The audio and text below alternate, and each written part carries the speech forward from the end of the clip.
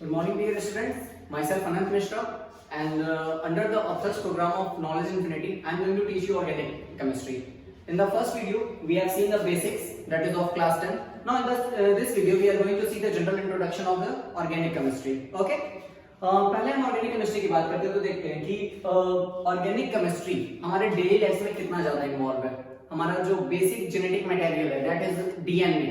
It is also made up of an organic compound. Okay, now genetic material के साथ जो proteins हैं और हमारी बॉडी के और भी पार्ट जैसे कि ब्लड, मसल्स, ये सारी चीजों में ऑर्गेनिक कंपाउंड्स का काफी रोल रहता है. और सिर्फ यहीं तक नहीं, हमारे डेली लाइफ में भी जैसे केमिकल इंडस्ट्रीज में भी ऑर्गेनिक कंपाउंड्स का हम लोग बहुत यूज करते हैं. ठीक है, अब हुआ क्या कि अब आते हैं कि इसकी हिस्ट्री पे. ठीक है, तो साइंटिस्ट को पहले ऑर्गेनिक और ऑर्गेनिक केमिस्ट्री में इन लोगों को एक डिस्टिंग्विश करना था कि क्या ऑर्गेनिक है और क्या इनऑर्गेनिक है. तो एक साइंटिस्ट हुए थे बर्जीलियस. सो ये साइंटिस्ट है बर्जीलियस. इन्होंने एक थ्योरी दी थी थ्योरी ऑफ वाइटल फोर्स की ऑर्गेनिक कंपाउंड जो है वो नेचर में पहले से एग्जिस्ट हैं और इनकी वाइटल फोर्स थ्योरी थी. उसके बाद जो साइंटिस्ट है बर्जीलियस, इनकी ये थ्योरी थी theory of vital force. Okay, इनकी थ्योरी थी theory of vital force. Now इसके बाद एक साइंटिस्ट हुए थे वॉलर. इन्होंने जो है फर्स्ट टाइम सिंथेसिस की थी अमोनिया की लैबोरेटरी में. ठीक है, और इन्होंने डेथ ब्लो दिया था इस थ्योरी ऑफ वाइटल फोर्स को.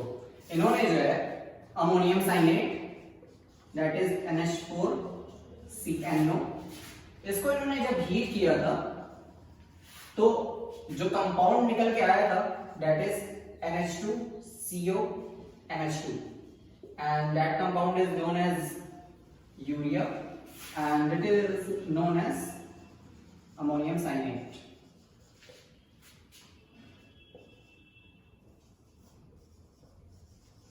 Okay, now इस दो थ्योरी के बाद कि वॉलर ने बर्जीलियस की थ्योरी ऑफ वाइटल फोर्स को तो डिसअप्रूव कर दिया, लेकिन ये भी जो सिंथेसिस हुई थी it was the first organic compound synthesized in lab but it is also serendipity.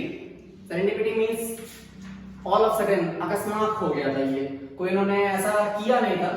बनाते बनाते ऐसी एक हाइपोथेसिस है कि बनाते बनाते ये सो गए थे, जब उठे तो उन्हें इससे की स्मेल आ रही थी.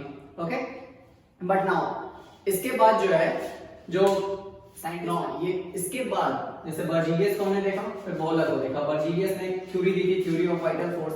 देन इसके बाद वॉलर है, इन्होंने एक सडन ऑर्गेनिक कंपाउंड डिस्कवर कर दिया दैट इज यूरिया. वो भी इनऑर्गेनिक कंपाउंड से ही बना था. ठीक है, नहीं इसके बाद जो है दो साइंटिस्ट हुए. First one is Kolbe and second is Berthelot. ठीक है, तो कोलबे ने जो एसिडिक एसिड की इन्होंने डिस्कवरी की थी. ठीक है, एसिडिक एसिड दैट इज जो उसका फॉर्मूला होता है CH3COH. एंड बर्थेलॉट ने जो सिंथेसिस की थी वो थी मीथेन की. डिस्कवरी जो इन्होंने की थी दोनों ने, मीथेन इज CH4. अब इन दो डिस्कवरी के बाद ये प्रूफ हो गया कि जो ऑर्गेनिक कंपाउंड है वो नेचर में ऐसे नहीं होते और वो सिंथेसिस किए जा सकते हैं लैब में, क्योंकि पहले वॉलर ने किया, देन उसके बाद कोलबे, देन उसके बाद Berthelot. Now we are going to see why there are so many organic compounds in this world. तो इसकी प्रॉपर्टी हमने पहले भी डिस्कस की थी अबाउट कार्बन की टेट्रावैलेंसी होती है, वो 4 एटम शेयर कर सकता है. और इसी प्रॉपर्टी को और जो उसकी self linking property of carbon that is known as catenation, उसकी कैटिनेशन की प्रॉपर्टी की वजह से भी ऑर्गेनिक कंपाउंड्स इतने ज्यादा पाए जाते हैं, क्योंकि organic compounds most probably we study about carbon atom. Okay, so carbon atom जो 4 एटम्स अपने 4 इलेक्ट्रॉन जो शेयर करता है उसी की बेसिस पे number of organic compounds prepare करते हैं. अब हम देखते हैं general characteristic feature of organic compound की क्या क्या होते हैं. ठीक है, देखो तो ऑर्गेनिक कंपाउंड है, ये किसके किसके साथ बॉन्ड बना सकता है. नॉर्मली चाहे हम लोग अगर चेक करें तो हाइड्रोजन, नाइट्रोजन, ऑक्सीजन, इन सबके साथ आयोडीन, इन सारी चीजें, इन सबके साथ ये बॉन्ड बनाता है कार्बन. ठीक है, तो एक ऑर्गेनिक केमिस्ट्री का एक ये पार्ट है कि मतलब कार्बन जो है खुद के साथ तो बॉन्ड बना ही सकता है, साथ में अपने बॉन्ड इन एटम्स के और भी एटम्स है उनके साथ भी अपने बॉन्ड ये बना सकता है। ओके, नाउ लिविंग ऑर्गेनिज्म में भी ऑर्गेनिक कंपाउंड काफी पाए जाते हैं। ठीक है, अभी देखते हैं कि ऑर्गेनिक कंपाउंड की डिस्कवरी देख चुके, ऑर्गेनिक कंपाउंड क्यों होते हैं लार्ज नंबर में वो देख चुके। Now we are going to see about structure of organic compound. तो अब हम लोग स्ट्रक्चर फॉर्मूला देखेंगे और स्ट्रक्चर फॉर्मूले को हम लोग तीन पार्ट में डिवाइड करते हैं। First one is condensed, second is structural and third one is of bond line.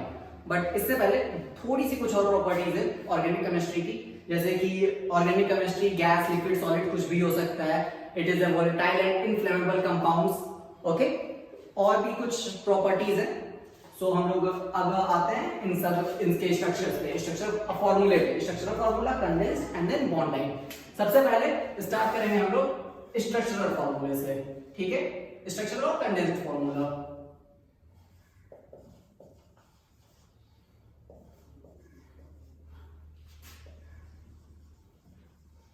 जैसे कि कोई हम कंपाउंड ले लेंगे, ठीक है, कोई भी ले लेते हैं, जैसे कि इथेन ले लेते हैं।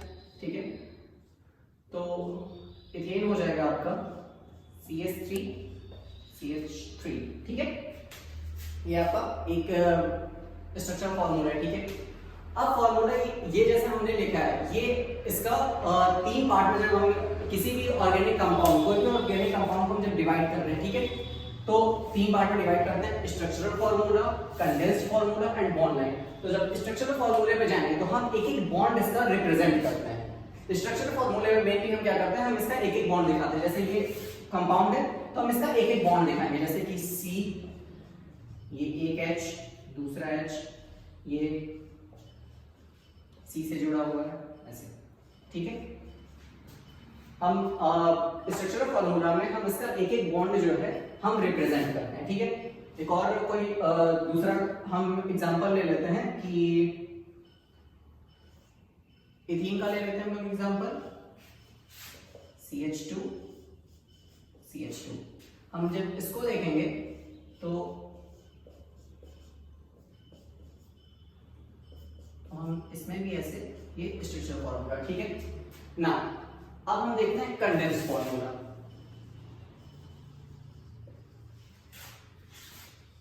कंडेंस्ड फॉर्मूला क्या होता है? ठीक है, देखो स्ट्रक्चर फॉर्मूला में हमने देखा कि ये सारे के सारे हमें बॉन्ड रिप्रेजेंट करते हैं। कंडेंस्ड फॉर्मूला क्या होता है कि किसी भी ऑर्गेनिक कंपाउंड को एज इट इज जैसे है उसको लिख देते हैं। जैसे कि कोई भी ऑर्गेनिक कंपाउंड हम ले लिए, इथेन ही लेते हैं हम लोग एग्जांपल के तौर पे। तो इथेन हम लोग ले रहे हैं तो C2H6 ऐसे लिख सकते हैं, या CH3 CH3। ठीक है, मान लो इसके साथ हम कोई फंक्शनल ग्रुप यूज कर ले रहे हैं। ठीक है, तो देखो जैसे, और हम लोगों ने क्लोरीन यूज कर लिया फंक्शनल ग्रुप। ठीक है, तो हम जब इसको लिखेंगे तो हम किसी बॉन्ड को दिखाने की जरूरत नहीं होती है, हम सीधे लिखते हैं इसको CH3 CH2 Cl। ठीक है, कंडेंस्ड फॉर्मूले में हम सिर्फ यही करते हैं कि डायरेक्ट जो कंपाउंड दिया गया है विदाउट एनी शोइंग बॉन्ड, हम लोग नॉर्मली उसको जैसे है पोजीशन पे लिखते हैं। अब जैसे मान लो 2 ब्रोमो प्रोपेन है, हाँ 2 ब्रोमो प्रोपेन हम लोग को यूज करना है। तो प्रोपेन यानी कि 3 कार्बन की चेन बनेगी, वो हम लोग देखेंगे इसको आगे। 3 कार्बन की चेन बनी, ठीक है, और दूसरे कार्बन में ब्रोमीन लगा हुआ है। ठीक है, तो हम लोग इसको या तो स्ट्रक्चर फॉर्मूले के हिसाब से ऐसे शो कर सकते हैं। अगर कंडेंस्ड फॉर्मूले में इसको शो करना है तो हम लोग इसको शो करेंगे CH3 CH Br